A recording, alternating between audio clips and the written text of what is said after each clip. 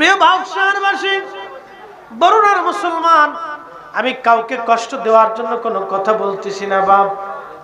আহা, আল্লাহ রাসূলের জীবন বড় কত চমৎকার ছিল। 3 দিন সাহাবীরা ক্ষুধার্ত অবস্থায়, 3 দিন সাহাবীরা ক্ষুধার্ত অবস্থায় মাটি কেটেছিলেন, খাল খনন করতেছিলেন। আল্লাহু আকবার। 3 দিন না খাওয়া, তারপরে কোনো সাহাবী কিন্তু ক্ষুধার আর্জি দেন নাই, খাবারের কথা বলে ওখান থেকে তারা চলে আসেন নাই। আল্লাহ আল্লাহ, তাদের ঈমান কত মজবুত ছিল, তাদের ঈমান কত মজবুত ছিল। আমরা মুসলমান, তারা মুসলমান, আমরা মুসলমান, তারা মুসলমান। সালমান ফারসি বয়োবৃদ্ধ সাহাবী, তিনি চলে গেলেন, খাল খনন করতে লাগলেন। হঠাৎ করে একটা পাথরের আঘাত করলো। ওনার যে শাবল ছিল, এই শাবল দিয়ে উনি আঘাত করার সঙ্গে সঙ্গে একটা বিকট শব্দ হলো।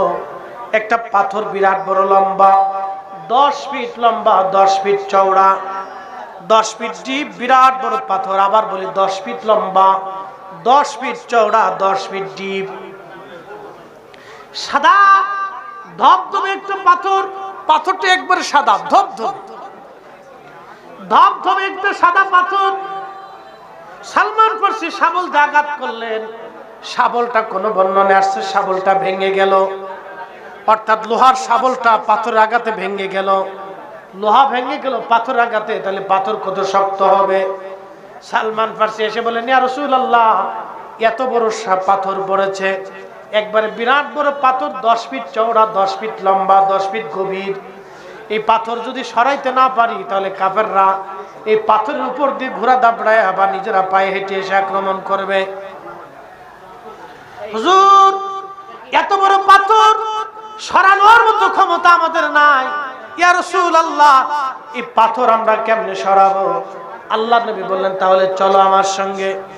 আল্লাহর হাবিব গেলেন। এই পাথরের মধ্যে আল্লাহর নবী প্রথমবার আঘাত করলেন। প্রথমবার আঘাত করার পর একটা বিকট আওয়াজ হলো। বিকট আওয়াজের সঙ্গে সঙ্গে আগুনের ফুলকি গুলি বের হয়ে আসলো। আল্লাহর নবী তখন বললেন, সাহাবীরা রে, তোমাদের জন্য একটা সুসংবাদ, পারস্য সাম্রাজ্য আমাদের দখলে আসবে। একবার জোরে বলে সুবহানাল্লাহ। কোন সাম্রাজ্য? পার্সিয়ান। পারস্য সাম্রাজ্য আমাদের দখলে আসবে। এই আমার দিকে তাকান, পার্সিয়ান সাম্রাজ্য 3500 বছরের একটা সাম্রাজ্য। 3500 বছর, 1-2 বছর না, 3500 বছর। পার্সিয়ান বর্তমান যে ইরান, এই ইরানের মূল এটা ছিল পার্সিয়ান সাম্রাজ্যের মূল। বিরাট শক্তিশালী একটা সাম্রাজ্য ছিল।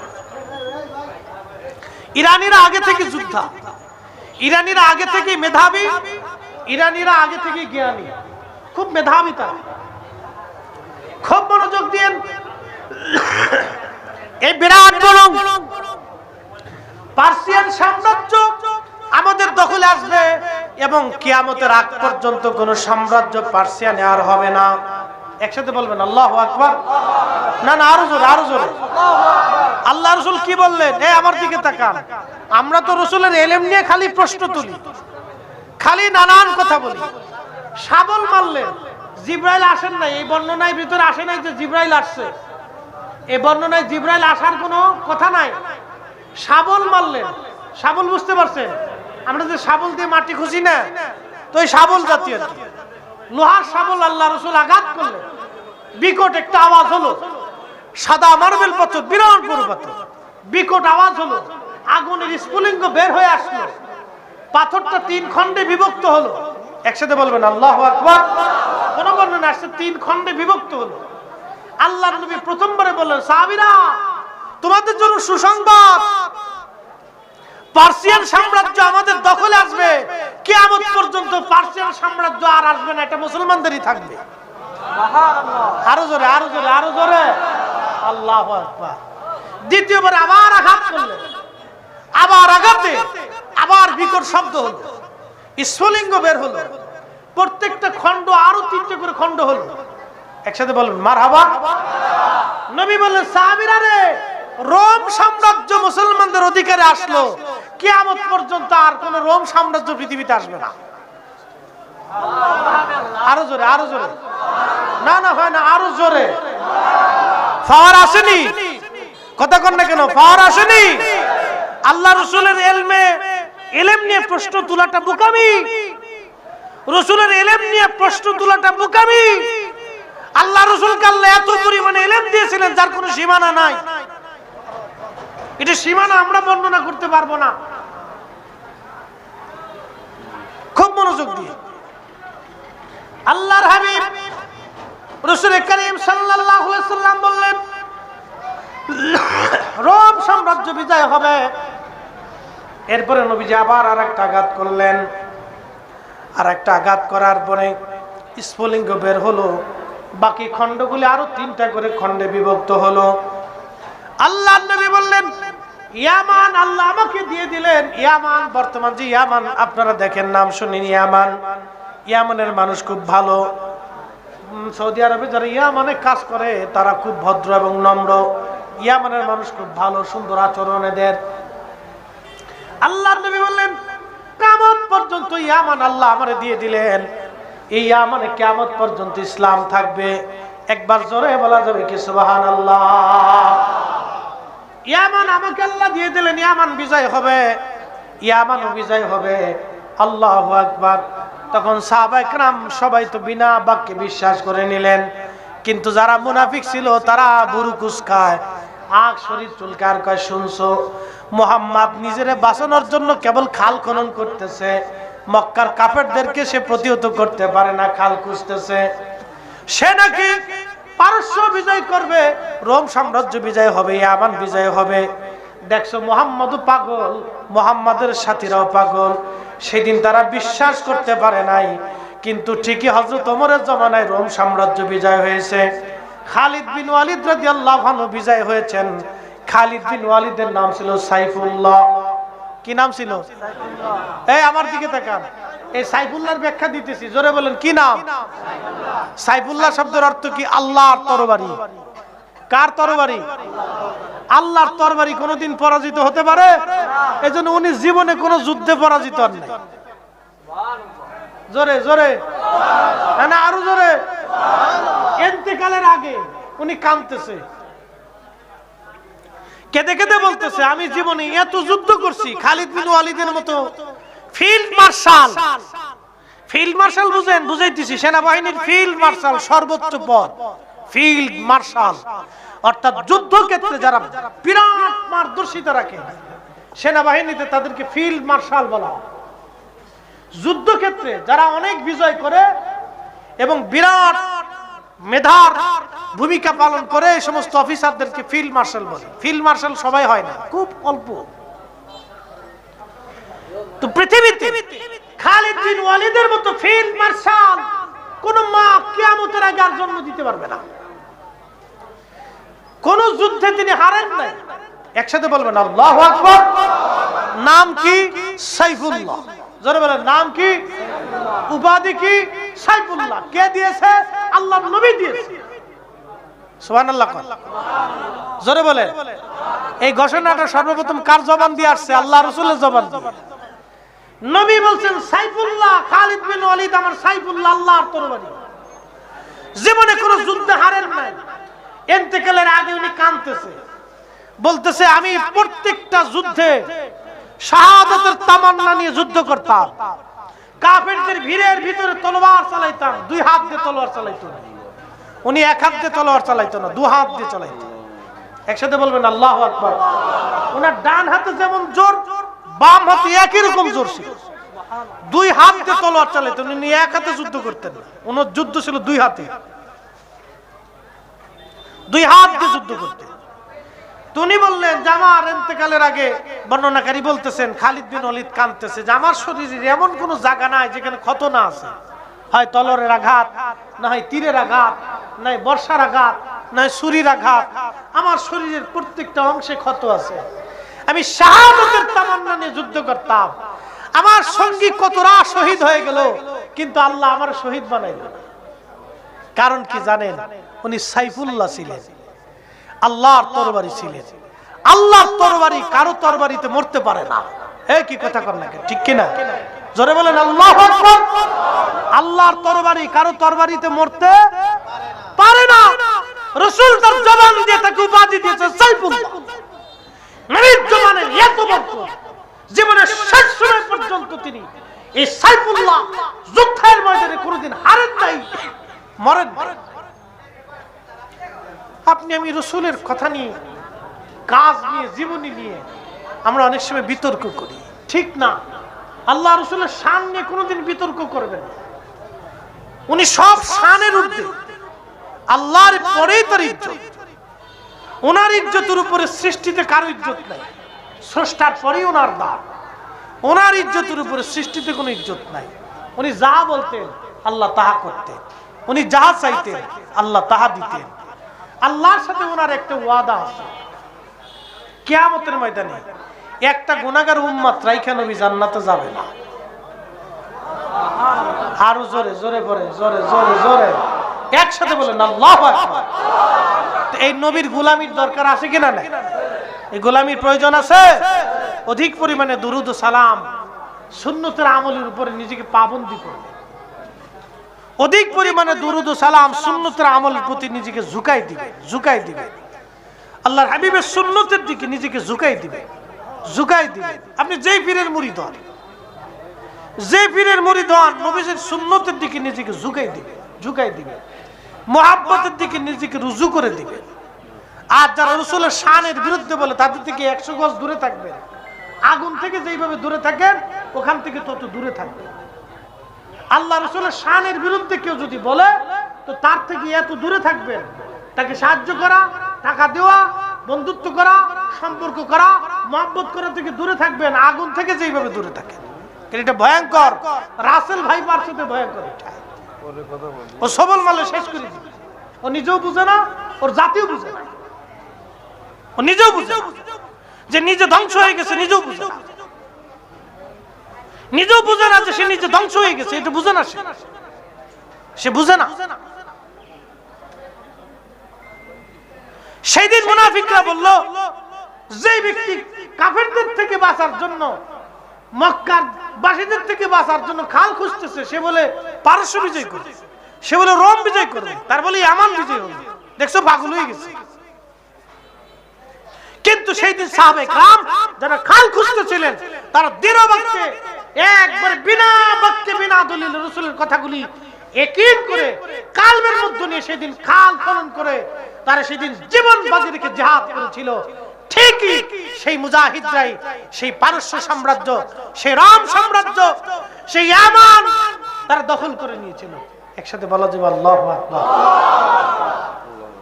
রাসূল করিমের প্রত্যেকটা কথা কবুল হয়েছে। আল্লাহ রাসূল আরেকটা কথা বলেছিলেন, আমার উম্মত তোমরা শুনে রাখো, আমার এই হেরেম থেকে উহুদ পাহাড় পর্যন্ত জামাত হবে। আমার হেরেম থেকে উহুদ পাহাড় পর্যন্ত জামাত হবে। আমার উম্মত এই উহুদ পর্যন্ত ভরে যাবে। আজকে উহুদের একটা ঘটনা আপনাদেরকে শোনাই। জীবনে গেছেন কিনা জানি না, যদি কোনোদিন যান আজকে বলে দিই গোপন কথাটা। রাতে যাবে উহুদ পাহাড়ে, যেখানে রাসূল করিম সাল্লাল্লাহু আল্লাহু আকবার। আমি কিভাবে বলবো, কোরআন আমার সামনে। আমি নিজে গেছি রাত্রিবেলা, এশার নামাজ পড়েছি ওইখানে। আমরা কয়েকজন ছিলাম, তার ভিতরে কয়েকজন আলেম ছিল। এই রাত্রিবেলা গেছি। আল্লাহর হাবিব যেখানে, যেই পাহাড়ে, উহুদের যেই অংশে আহত অবস্থায় ফেরেশতার এবং সাহাবায়ে কেরাম নিয়ে রাসূলকে বিশ্রামে রাখছিলেন, রাত্রিবেলা গেলে সেখান থেকে বেহেশতের ঘেরান আসে। আমি নিজে শুনেছি। আল্লাহু আকবার, আল্লাহি বিল্লাহি তাল্লাহি। এই কোরআন শরীফ আমার হাতে বাবা। আমি পৃথিবীতে এত সুঘ্রাণ কোন আতরে, কোন সুঘ্রাণে পাইনি। ওইখানে যাই এশার নামাজ পড়লাম, ছোট্ট একটু জায়গা। আহা, চোখের পানি আর ধরে রাখতে পারতেছিলাম না, বাতাসের মাধ্যমে সুঘ্রাণ আসতেছিল। শেষে উঠে যে একটা সিমেন্ট এখন আটকাই দিয়েছি, একটু ফাঁকা রাখছে, যা কোন রকম ধরে নাক ভিতরে ঢুকাই দিয়ে দেখলাম এত ঘ্রাণ আসতেছে, এত সুঘ্রাণ আসতেছে। চিন্তা করলাম 1450 বছর পরেও আল্লাহ রাসূলের সুঘ্রাণ এখান থেকে যায় নাই। শুধু রাসূল করিম এখানে বসেছিলেন, সাহাবায়ে کرام থেকে সেবা করেছিলেন, রক্ত ঝরেছিল রাসূলের। সারা রাত আল্লাহর হাবিব এখানে বিশ্রাম করেছিলেন। নবী পাকের একটু বিশ্রামে এই জায়গাটা এত সুঘ্রাণ হয়েছে যে সারা রাত বেহেশতের ঘ্রাণ আসতে থাকে, বাতাসে ঘ্রাণ আসতে থাকে। ওই জায়গা থেকে জান্নাতের ঘ্রাণ আসতে থাকে। আল্লাহু আকবার, আল্লাহু আকবার, একসাথে বলবেন আল্লাহু আকবার। নিজেকে স্থির রাখতে পারি।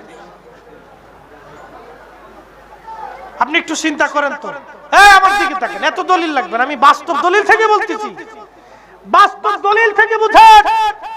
আপনি তো বলেন রাসূল আমার মতো, 1450 বছর পরেও রাসূলের এখান থেকে উহুদ পাহাড়ের এই অংশ, ফাটা অংশ থেকে যেখানে আল্লাহর হাবিব বিশ্রাম করলেন, এখান থেকে বেহেশতের ঘেরান আসতেছে, নবীর ঘেরান আসতেছে।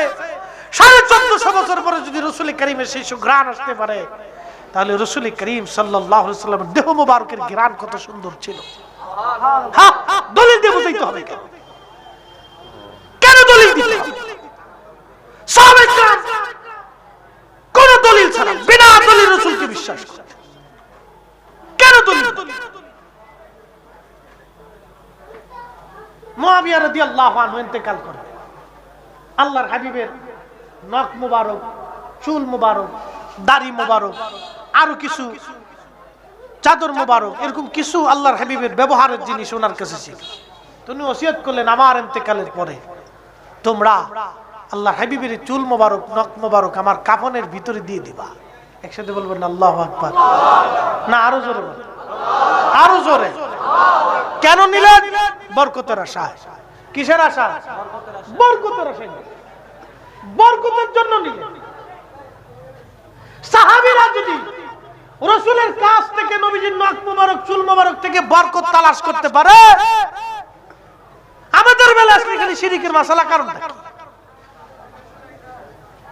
এগুলি আমাদের এক ধরনের অ্যাটিটিউড, ধ্যান ধারণা খুব নিম্ন, সমাজে বিশৃঙ্খলা তৈরি করা, অশান্তি সৃষ্টি করা, তাছাড়া অন্য কিছু না। বাবাজি, আল্লাহর হাবিবের শান এগুলি বলে শেষ করার মতো না, শেষ করার মতো না। সময় আমার শেষ, আলোচনার একবারে শেষ প্রান্তে এখানে মিনিস্টার হুজুর কেবলা বসে আছেন, উনি নিজেও জানেন ওই জায়গার সুঘ্রাণটা কত মজবুত। আল্লাহু আকবার। রাত্রিবেলা জান্নাতের ঘ্রাণ আসে। আমি ঢুকতেছি তো পাকিস্তানে একটা ছেলে বলতেছে যে হুজুর উপর থেকে ওখানে যান। বললাম রাত্রে এখন যাওয়া যাবে? হ্যাঁ হ্যাঁ যান, আমরা যান। বেহেশতের ঘ্রাণ আসে। আল্লাহু আকবার। উর্দু ভাষায় বলতেছে বেহেশতের ঘ্রাণ আসে। সত্যি সত্যি যায় দেখলাম আসলেই জান্নাতের ঘ্রাণ রাত্রিবেলা আসে। দিনে আমি একবার গেছি, দিনে পাইনি, কিন্তু রাত্রিবেলায় ঘ্রাণটা আমি পাইছি। নিরিবিলি, নিভ্রাট, নির্জনে, রাত্রি তো কেউ যায় না, ওইখানে যায় সেই ঘ্রাণ আমার নাকে আসলো। সবাই ঘ্রাণে মোহিত হয়ে গেলাম। এশার নামাজ পড়লাম, দোয়া করলাম, ওখানে দাঁড়ায় মিলাদ শরীফ পড়লাম। একসাথে বলবেন না মারহাবা। একবারে মদিনা শরীফ সোজা সুজি দেখা যায়, নবীজির রওজা মুবারক, ওইখান থেকে একবারে সোজা দেখা যায়, একবারে সোজা। 1450 বছর পরে সে ঘ্রাণ যায় নাই বাবা। এই জন্য এগুলো দলিল লাগে, এগুলো দলিল লাগে না। রাসূলকে মানার জন্য, ভালোবাসার জন্য দলিলের প্রয়োজন হয়। মোহতারাম উপস্থিতি, অনেক কিছুই আজকে আপনাদেরকে বললাম। মনের অজান্তে কোনো ভাই কষ্ট পেলে মাফ করবেন, কষ্ট দেওয়ার জন্য বলি নেই, বোঝার জন্য বলছি। আল্লাহ রাসূল বলেছেন লা ইউমিন, ঈমানদার হবেই না হাত্তা আকুনা আহাব্বা ইলাইহি মি ওয়ালিদিহি ওয়া ওয়ালাদিহি ওয়ান নাসি আজমাইন। নিজের সন্তান, নিজের পিতামাতা, সমস্ত মানব জাতি থেকে, সব কিছু থেকে আমি রাসূলকে যদি ভালো না বাসো, তুমি ঈমানদারি হবে না। একসাথে বলা যাবে আল্লাহু আকবার। আমি বলতেছি, আমার দিকে তাকান। আপনারা সন্তানকে নিজের জীবনের চাইতে বেশি ভালোবাসেন, কি কথা কন ঠিক কিনা? সন্তানকে নিজের জীবনের চাইতে বেশি ভালোবাসেন। হুজুরকে আপনারা শ্রদ্ধা করেন। এখন হুজুরে আপনি দাওয়াত দিয়ে নিয়ে গেলেন বাড়িতে, দাওয়াত দিয়ে নেওয়ার পরে হুজুর যদি আপনার সন্তানের গলার মধ্যে ছুরি ধরে, মানবেন? হুজুরে তো আপনি পীর সাহেব হুজুর মানেন, খুব মহব্বত করেন, হুজুরের কাছে বায়াত নিছেন, কিন্তু হুজুর যদি গলার মধ্যে ছুরি ধরে তোর ছেলের এখন মেরে ফেলবো, আপনি মানবেন না। কারণ আপনার কলিজাতে সন্তানের মহব্বত বেশি।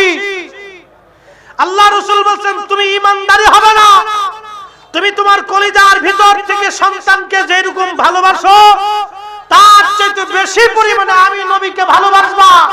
এইজন্য আমরা সুন্নিরা রাসূল কারীমের শান একটু ছোট করে কেউ বললে আমাদের কলিজার ভিতরে আগুন জ্বলে যায়। কি কথা কন না? কলিজার ভিতর কি ধরে?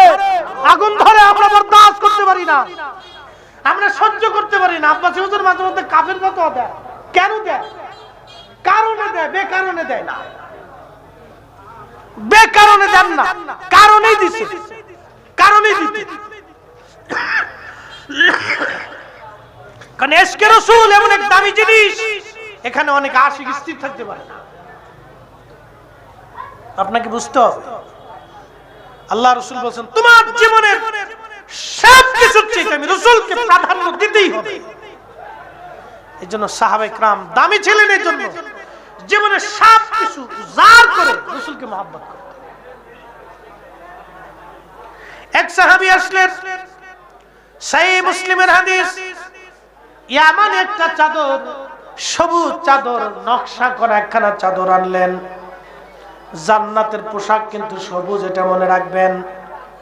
জান্নাতের পোশাক সবুজ, জান্নাতীদেরকে আল্লাহ সবুজ পোশাক পরাবে, বাংলাদেশের মতো সবুজ হবে না। এই সবুজ পোশাক এত সুন্দর দেখা যাবে, দেখতে শুধুই দেখতে মন চাবে, এত সুন্দর। তো এই সবুজ চাদর আনা হলো আল্লাহর নবীর জন্য। সাহাবী এসে বলেন, ইয়া রাসূলুল্লাহ, সবুজ চাদরখানা আপনার জন্য আনছি হাদিয়া হিসেবে। আল্লাহর হাবিব, আপনি এটাকে গ্রহণ করে নেন। আল্লাহর হাবিব চাদরখানা নিলেন, আল্লাহর নবীজির গা মোবারকের মধ্যে চাদর ঝুলাই দিলেন। আরেক সাহাবী এসে বলতেছে, ইয়া রাসূলুল্লাহ, আপনি দয়া করে আমাকে চাদরখানা আমাকে দান করে দেন। আল্লাহর নবীর অভ্যাস ছিল, কেউ কোনো কিছু দান চাইলে আল্লাহর নবী তার শূন্য হাতে ফিরাইতেন না, কিছু না কিছু দিয়ে আল্লাহর নবী বিদায় করতেন। শরীর মোবারক থেকে চাদরখানা নামাইয়া রাহমাতুল লিল আলামিন নবীজি ওই চাদরখানা বিছাই সাহাবীকে দিয়ে দিলেন। অন্যান্য সাহাবীরা রাগান্বিত হয়ে গেলেন ওই সাহাবীর উপরে। সাহাবীরা তাকে টেনে নিয়ে বলতেছ, আল্লাহর বান্দা, তুমি কি জানো না আল্লাহর নবীর চাদরের খুব প্রয়োজন? তুমি কেন দান চাইলা? তুমি জানো যে রাসূলের কাছে চাইলে নবী দিয়ে দিবে, তুমি কেন চাদরখানা নিলা? আল্লাহর নবীর কষ্ট কেন দিলা তুমি? এইভাবে সব সাহাবী তার বকাঝকা করতেছে, রাগারাগি করতেছে। সব সাহাবী তার রাগ করে, এই তুমি জানো না নবীর চাদরের খুব দরকার? তুমি এটাও জানো চাইলে নবী দিয়ে দেবে, তুমি কেন চাইলা? নবীকে কেন কষ্ট দিলা?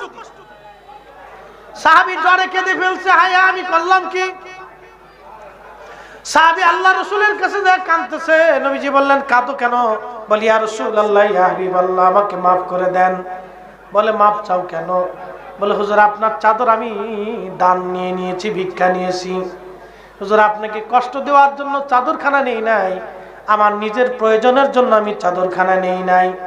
ইয়া রাসূলুল্লাহ, আমি চাদরখানা নিয়েছি একটা কারণে, কারণটা হলো আমার নিজের জীবনের বড় তামান্না, এই চাদরখানা দিয়ে আমি আমার কাফনের কাপড় বানাবো। একবার জোরে বলা যাবে কি মারহাবা? কিসের কাপড়? কাফনের কাপড় বানাবে কে? সাহাবী।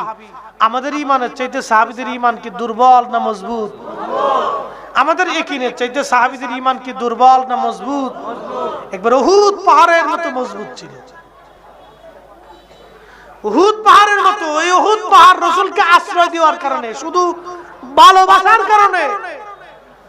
নবী বললেন, উহুদ আমাকে ভালোবাসে, আমি উহুদকে ভালোবাসি। জোরে জোরে জোরে, আলা বাবিন মিন আবওয়াবিল জান্নাহ, এই উহুদ জান্নাতের পাহাড়, ও আমার সাথে জান্নাতে যাবে। একসাথে বলেন আল্লাহু আকবার। রাসূল ভালোবাসার দাম কত?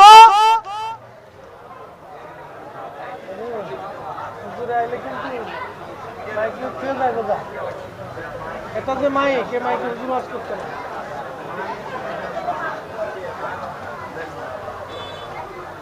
আমার দিকে তাকান। শুধু রাসূলকে উহুদে ভালোবাসার কারণে উহুদ আল্লাহর জান্নাতে চলে যাবে না। না, জোরে বলেন, জোরে জোরে জোরে। ওটা জান্নাতের পাহাড়, জান্নাতের পাহাড়। যদি মদিনায় যান দেখে আসবেন, এটা জান্নাতের পাহাড়। উহুদ জান্নাতের পাহাড়। শুধু আল্লাহ রাসূলকে মহব্বত করার কারণে উহুদ জান্নাতে চলে যাবে। অতএব মহব্বতের দামটাকে ছোট করে দেখার সুযোগ নাই, এটাকে কোনো মতেই দেখার সুযোগ নাই। এই জন্য অনেকেই আল্লাহর হাবিবের নাম মুবারক নিয়ে চুমা খায়, খায় কি খায় না? চোখে চুমা খায়, অনেকেই পছন্দ করে না। আপনার পছন্দ অপছন্দ দিয়ে আমাদের কিছু যায় আসে না, এটা আল্লাহ রাসূলের মহব্বতে দেওয়া হয়। কি কথা কন না, ঠিক কি না? ইমাম জৈনুদ্দিন শামী ফতোয়া শামীর কিতাবুস সালাতের বাবুল আযানের ভিতরে তিনি মাসালা লিখছেন, এটা রাসূলের মহব্বতে দেওয়া হয়। আপনার পছন্দ হলেই কি ছাতা, না হলে কি? আপনার পছন্দ অপছন্দ দিয়ে রাসূলের মহব্বত চলে না। কি কথা কন না, ঠিক কি না? রাসূলের মহব্বতে এগুলি মাসালা নিয়ে আমাদের দেশে অনেক ঝগড়া করে, অনেকে বেহুদা ঝগড়া করে। মক্কা মদিনাতে যায় দেখেন কোনো ঝগড়া নাই, যার যার মতো শেষে করতেছে। ওরে তোমার কপালে কষ্ট আছে তা বুঝতে চাই।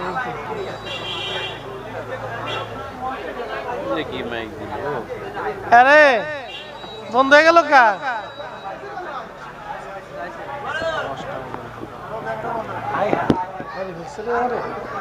অনেকদিন ওয়াজ করি না, আজকে ওয়াজে বসে এমনি ঠান্ডা কাশি লাগছে, কয়েকদিন জ্বর ছিলাম। দর্শে বলে আল্লাহুম্মা সাল্লি আলা সাইয়্যিদিনা মাওলানা মুহাম্মাদ ওয়া আলা আলি সাইয়্যিদিনা। একটু জিকির করি লা ইলাহা